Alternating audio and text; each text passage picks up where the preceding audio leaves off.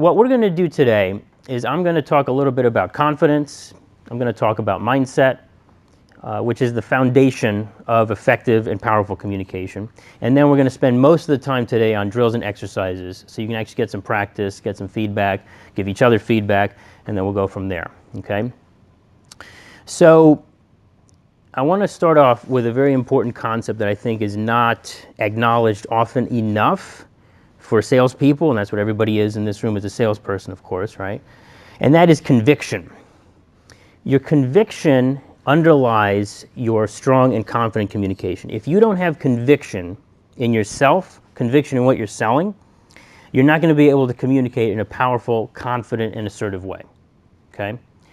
We've all been in situations where people are trying to sell us something, trying to persuade us, but there's that fundamental lack of conviction. We can feel that they're just not quite certain in what they're selling.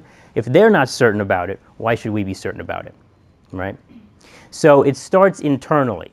So what we're going to do is we're going to build various levels here today, starting with the mindset and the emotional reality, and then we're going to move into the physical side of communication, and then we're going to actually execute with drills and exercises. So just by curiosity, by a show of hands, how many find themselves intimidated by certain clients or by certain potential connections as you're going out there, in terms of maybe a little nervous, right? So I was thinking about this as I was preparing this talk, and when you're intimidated, you're nervous by someone, maybe they have $12.5 million in the bank and you have $4,500. They have nicer clothes than you. Even their dog is cuter than your dog. Right? How do you bring yourself to a situation where you can confidently engage with that person? And it starts with conviction. But conviction in what? What are you so certain about? What is the value that you're bringing to the table? That's the most important question, right? What is it that makes you different and unique compared to other agents and compared to other things that they might be wanting to spend their time on, right?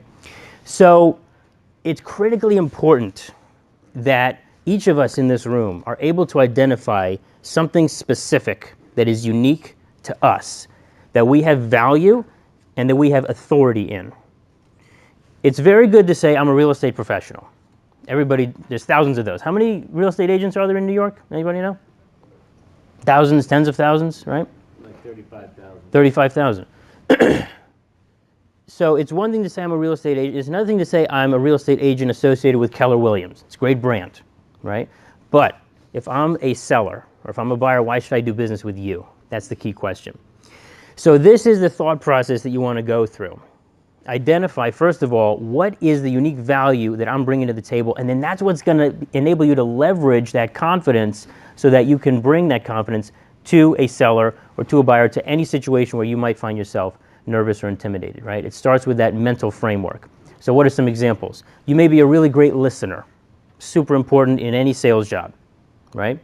You may be extremely empathetic, super important in real estate specifically, because when you're buying a property or selling a property, it's typically associated with an inflection point in your life. That decision has a tremendous amount of emotion associated with it, right?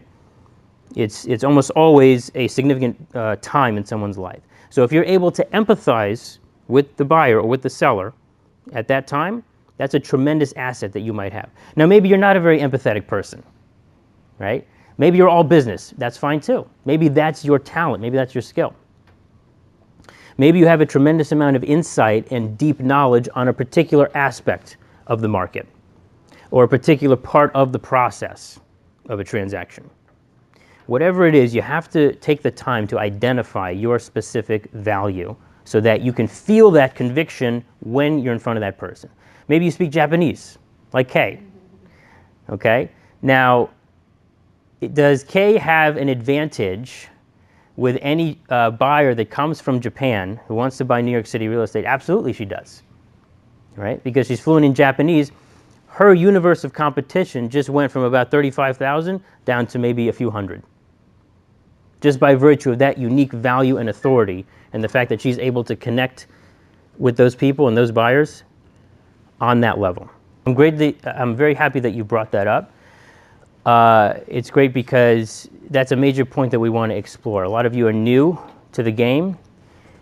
And the thing is, you don't have to be the world's greatest real estate expert, right?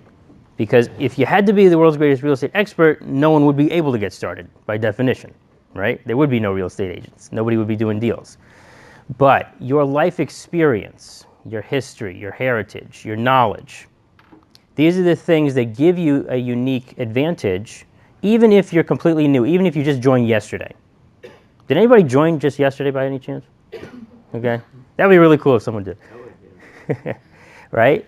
So maybe you're born and raised on the Lower East Side. You know everything about the Lower East Side. You don't know the first thing about Williamsburg, but street by street, brick by brick, you know everything about the Lower East Side. Maybe that's your unique expertise. Right? I know nothing. Well, maybe you're extremely hardworking. You're willing to outwork everybody. Get in the office earlier than everyone, stay later than everyone, right? But whatever it is, it has to be something that you can feel emotionally. You can feel that conviction that that's the value that you're bringing. And that is so powerful when you can recognize your own unique value and your authority that you're bringing to the table. And then when you're in front of that person that makes you nervous or in that situation that makes you intimidated, all of a sudden it's a lot easier to manage because you know that there's a reason for you to be there, right? Even if you're completely new to the game. So these concepts apply not just at listing presentations or not just when you are meeting with a client to actually transact business, but in a networking event as well, okay? How many, by show of hands, are nervous when going to a networking event or intimidated or they're kind of uncomfortable with it? Okay, a little bit. So we're going to practice a little bit of that later on as well. Just remember, the value of conviction and tapping into that one key thing that makes you different and unique, or maybe it's several key things that differentiates you, you leverage that conviction, and conviction will beat the best sales system in the world every day of the week, right? The client doesn't care about your sales system. The client doesn't care about your fancy closing material and whatnot. The client cares, do I have an emotional connection with this person?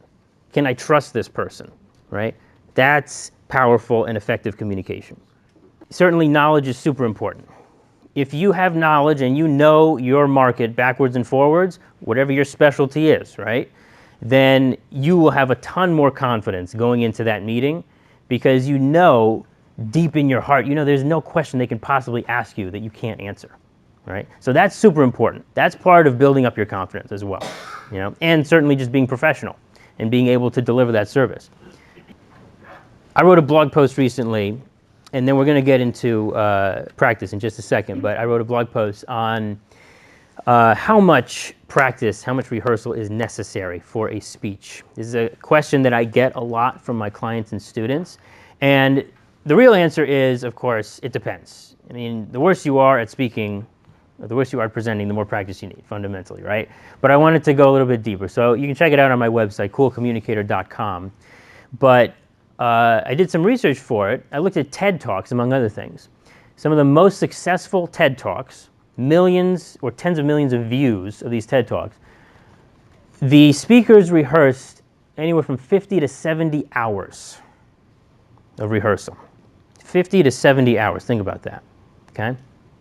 For a 20-minute talk, sometimes less than 20 minutes, right? So what does this mean? It means that a lot of practice is necessary, right? If you're not practicing, not only are you going to underperform in the moment when the pressure's on, right? But you're going to feel a lot more nervous in the moment because it's not the material, the pitch material, the presentation material is not a part of you, right? It has to come second nature. Now, if you have 50 to 70 hours of rehearsal, that implies anywhere from, let me see, so it's 50 to 70 hours for a 20-minute pitch, 20-minute material. You're looking at between 150 and 210 times that you've rehearsed that exact 20-minute pitch, right? Just by curiosity, how many have rehearsed their pitch at least 100 times?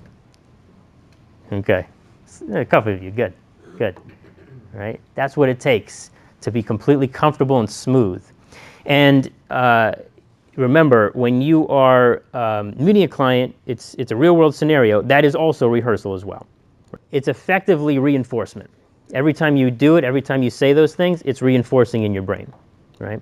So why not practice and get really good before you meet your clients instead of actually on the spot, right? And you get a sense of how much practice and rehearsal is actually necessary. So that's what we want to do now. So we're going to focus on two things for practice. The first is your personal pitch, which is anywhere from 30 to 60 seconds. And we have a relatively small group, so I think we can get through everybody. Everybody's going to come up and give your personal pitch, introduce yourself. Keep in mind your unique value, what makes you an authority as an agent, even if you're brand new. And then later on, we're also going to do practice for listing presentations.